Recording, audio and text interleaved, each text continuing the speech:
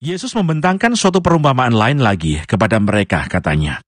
Hal kerajaan surga itu seumpama orang yang menaburkan benih yang baik di ladangnya.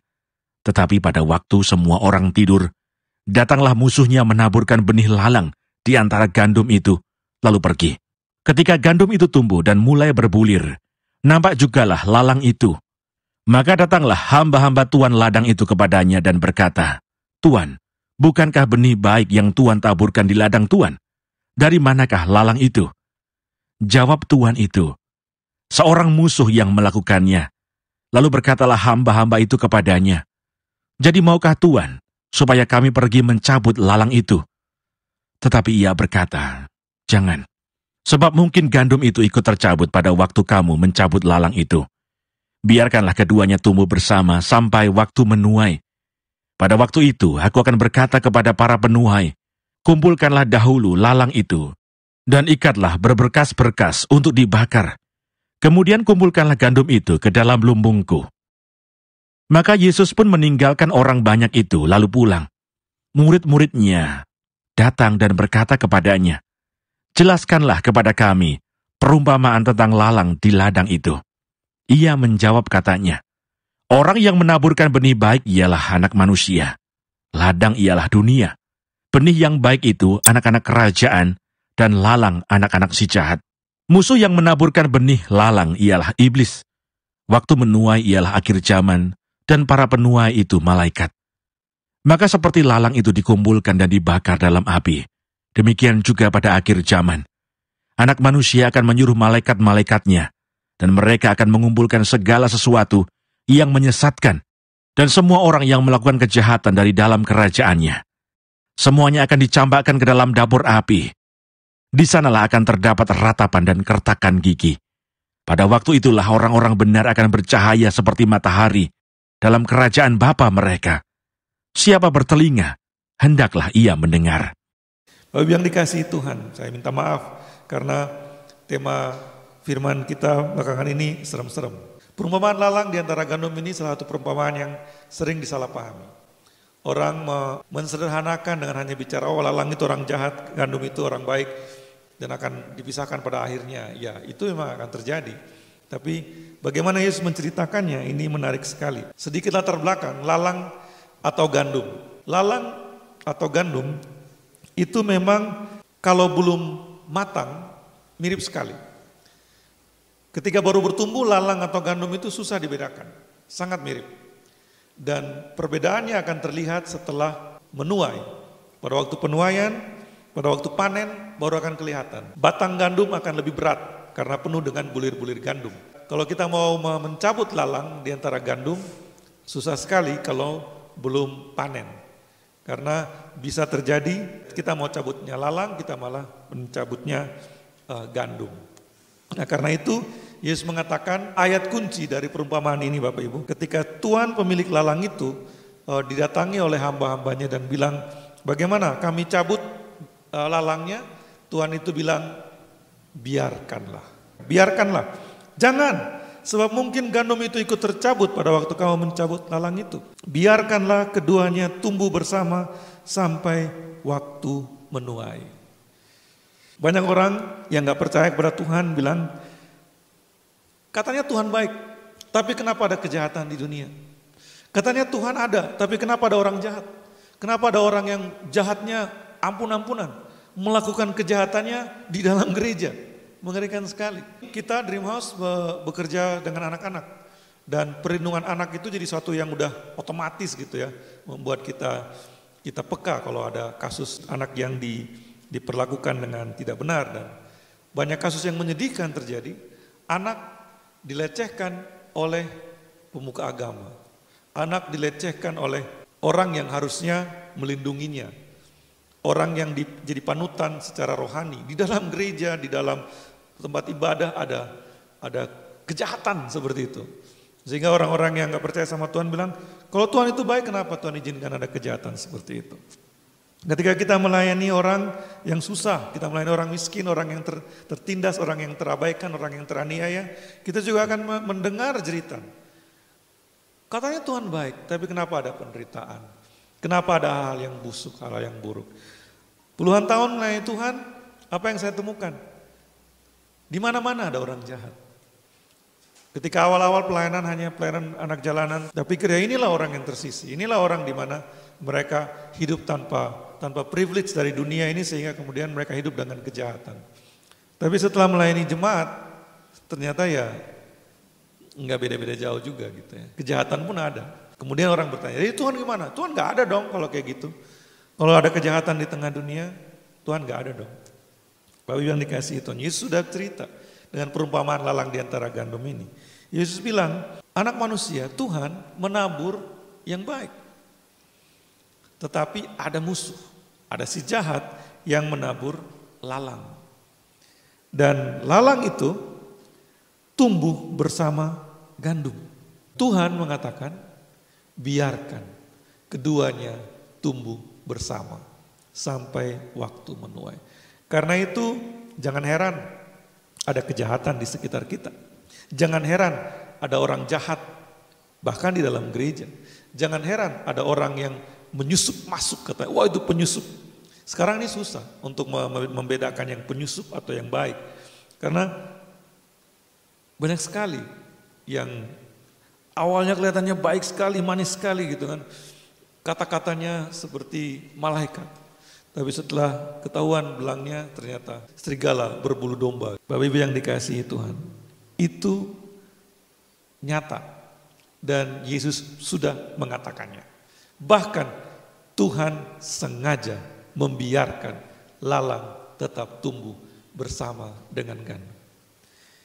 Karena itu gak usah stres. Kalau ketemu orang-orang yang jahat, gak usah stres. Itu memang kenyataannya. Itu fakta, nggak bisa dihentikan. Karena memang itulah yang terjadi. Karena selain ada Tuhan yang maha kuasa dan maha baik, ada si jahat, si bolis yang pekerjaannya adalah merusak, membinasakan, dan menghancurkan. Kalau Tuhan turut bekerja dalam segala perkara untuk mendatangkan kebaikan, maka si bolis turut bekerja dalam segala perkara untuk menghancurkan. Dan kita dibiarkan hidup bersisian. Bahkan susah dibedakan mana lalang, mana gandum.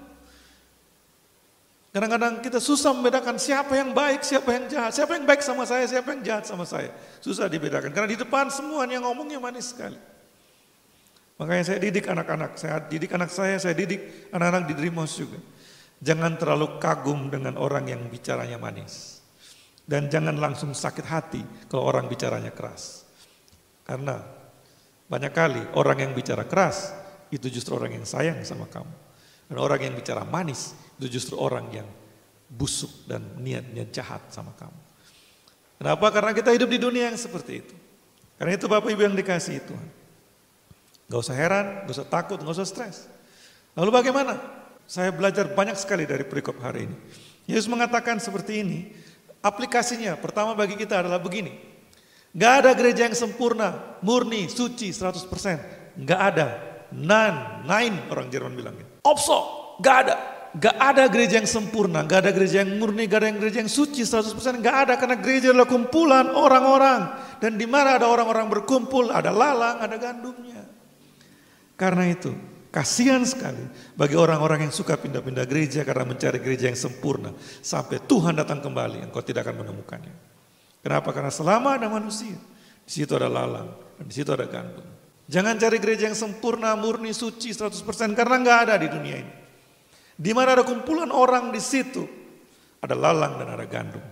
Di umur seperti saya ini, grup WhatsApp tambah banyak. Kenapa? Karena banyak teman-teman ngajak reuni. Grup WhatsApp SMA, grup WhatsApp SMP, grup WhatsApp reuni SD. Satu hal yang saya alami dengan grup-grup reuni itu adalah kita tuh maunya ngumpul bersama teman gitu kan. Mengenang masa-masa yang penuh nostalgia gitu kan. Awalnya sih mulus, awalnya grupnya jalan baik. Semuanya niat baik. Tapi Bapak Ibu di rumah manggut-manggut pasti setuju dengan saya. Pada akhirnya mulai ada friksi. Ternyata ada kelompok-kelompok dan akhirnya jadi garing grupnya. Kok bisa gitu ya?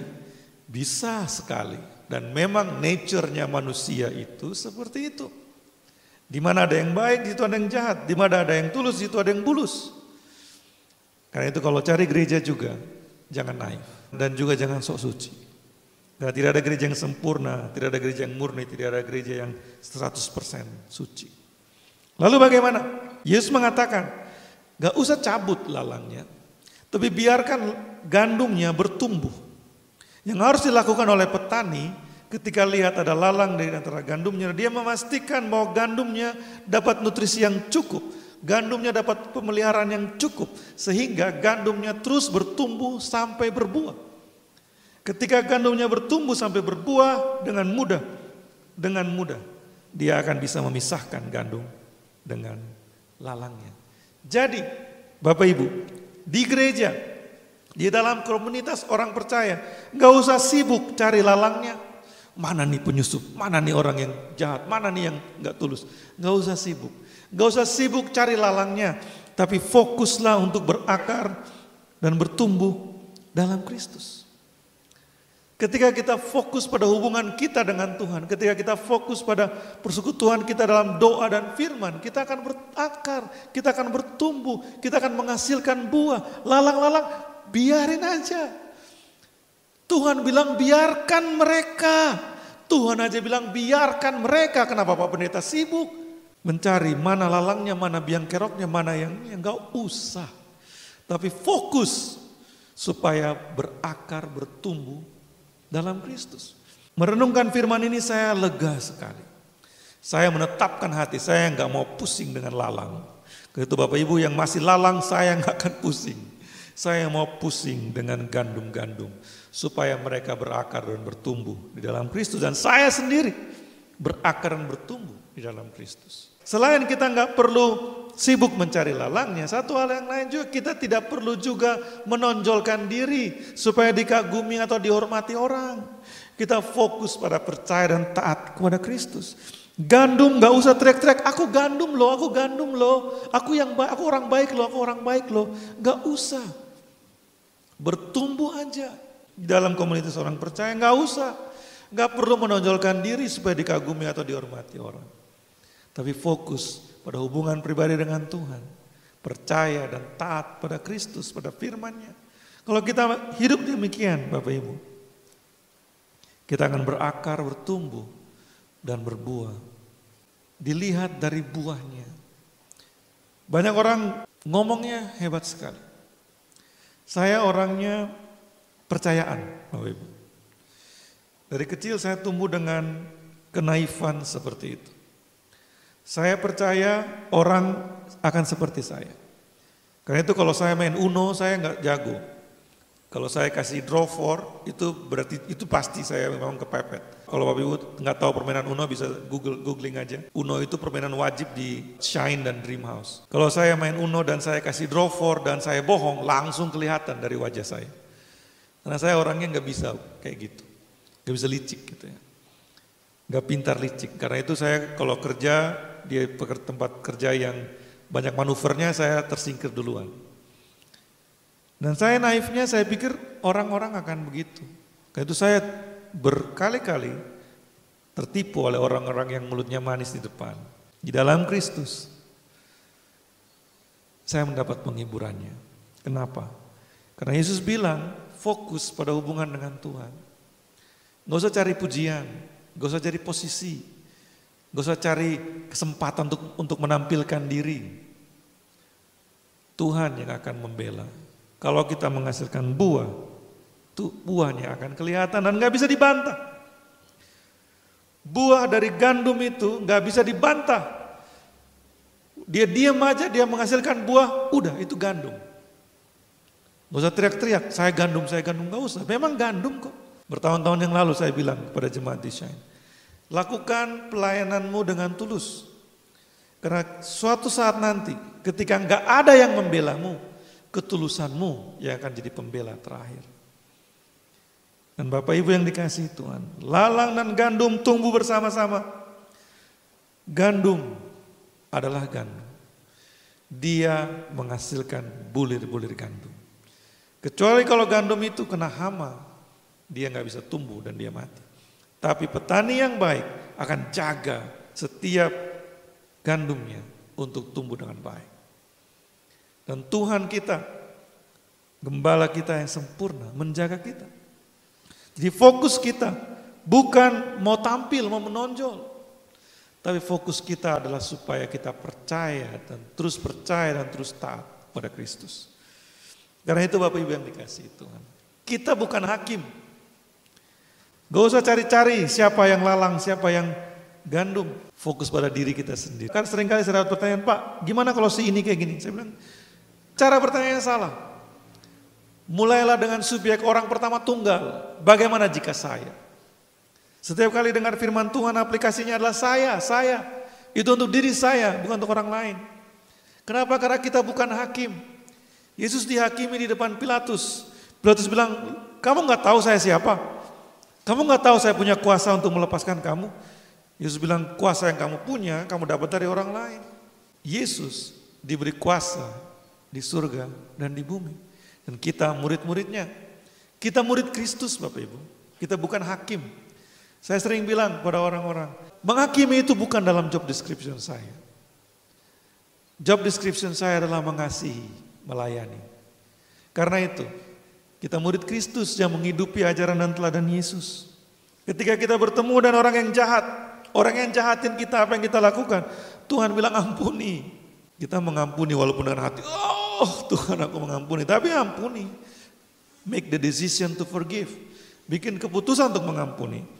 Ketika kita bergumul, karena susah dan orang yang jahat sama kita, datang sama Tuhan.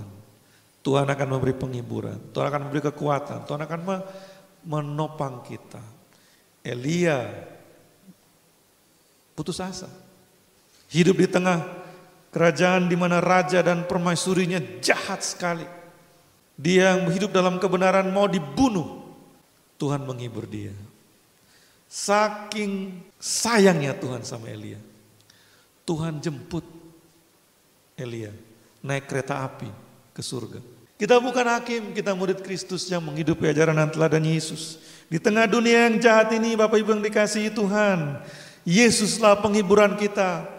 Di tengah dunia yang jahat ini Yesuslah kekuatan kita. Di tengah dunia yang jahat ini otoritas yang ada pada Yesus diberikan juga kepada kita. Tetapi job desk kita bukan menghakimi. Job desk kita untuk mengatakan yang benar adalah benar. Jadi kalau ada orang yang jahat melakukan kejahatan kepada kita, apa yang kita lakukan? Bukan kita pasrah, biarin. Kita harus ngomong dulu, itu salah. Apa yang Anda lakukan itu jahat. Tapi karena Tuhan mengasihimu, aku juga mengasihimu dan mengampunimu. Tetapi Anda harus tahu itu jahat. Yang menghakimi nanti siapa? Yang menghakimi nanti seperti yang Yesus katakan, di penghakiman terakhir, di hari terakhir, malaikat gak akan salah memisahkan lalang dan gandumnya. Malaikat akan lihat yang mana yang munafik, yang mana yang tulus. Itu malaikat yang akan pisahkan. Itu silakan mau munafik di tengah gereja, mau tipu gembala, silakan, monggo. Gembala bisa dengan mudah ditipu. Tapi malaikat pada waktunya nanti tidak bisa engkau tipu. Serem gak firman ini? Kalau orang munafik yang dengar ini dan gak ketakutan dan bertobat, itu benar-benar udah keterlaluan munafiknya. Kita gak usah menghakimi. Kita mengasihi, kita mengampuni, kita menegur, kita mengajar, kita mendidik, kita melatih. Tapi kita tidak boleh menghakimi. Karena penghakiman udah ada waktunya. Udah ada slotnya, gak boleh diambil, itu miliknya Tuhan. Dan malaikat-malaikat yang ditugaskan untuk memisahkan. Karena firman ini serem, saya gak akan lama-lama. Gandum dan lalang dipisahkan pada akhir cerita, bukan di awal cerita. Gandum dan lalang dipisahkan pada akhir cerita, yaitu saat buah-buah dihasilkan. Karena itu, peringatan bagi orang-orang yang hidup bermain-main dengan kasih karunia Tuhan. Pikirnya Tuhan bisa ditipu. Tuhan gak tertipu, teman. Tuhan membiarkan engkau sampai waktunya. Tetapi jangan tunggu sampai waktu itu. Kalau masih ada saatnya untuk bertobat. Karena kalau waktu itu tiba, Bukan Pak Gembala yang akan pisahkan. Malaikat-malaikatnya akan pisahkan. Karena itu bertobat sekarang. Ada orang yang manfaatin gereja untuk kepentingan manusiawinya. Untuk menggemukkan perutnya sendiri. Bertobat sekarang. Karena gandum dan lalang dipisahkan pada akhir cerita. Bukan pada awal cerita.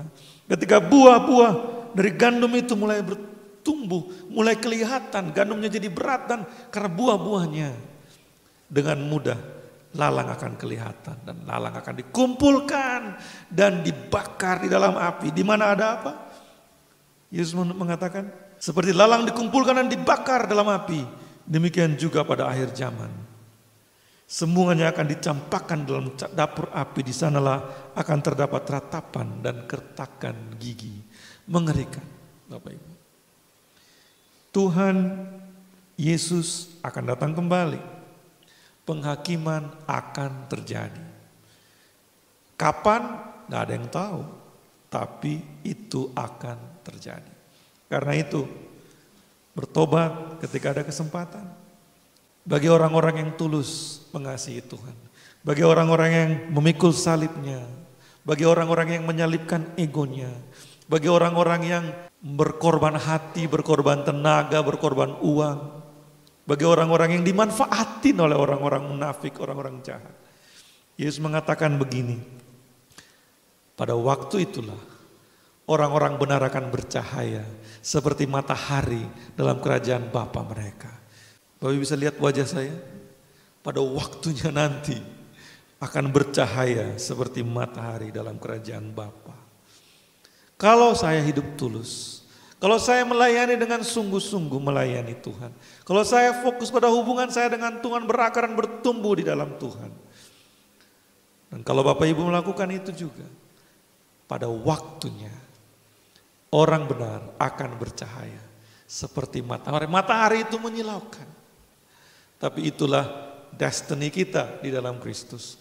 Bercahaya seperti matahari dalam kerajaan Bapa mereka. Siapa bertelinga, hendaklah ia mendengar. Mari kita berdoa. Bapa di surga, kami mau taat kepadamu. Kami mau ditemukan sebagai gandum yang berakar, bertumbuh dan berbuah bagimu. Yesus telah datang dalam hidup kami, memberi hidup baru bagi kami. Kasih karunia-Nya telah kami terima. Karena itu kami mau berakar dan bertumbuh sebagai gandum yang menghasilkan buah. Ampuni kelemahan kami, ampuni kebodohan kami. Kuatkan setiap hati kami ya Tuhan. Biarlah ketika kami hidup di tengah dunia yang begitu macam pola dan rupanya, kami tidak gentar, kami tidak goyah, tapi kami tetap kuat. Karena kami tahu meskipun kami gandum hidup bersisian dengan lalang, tapi gandum tetaplah gandum. Dan Tuhan kami yang sempurna menjaga dan memelihara kami sebagai gandum-gandumnya. Untuk kami mau fokus pada persekutuan kami denganmu Tuhan.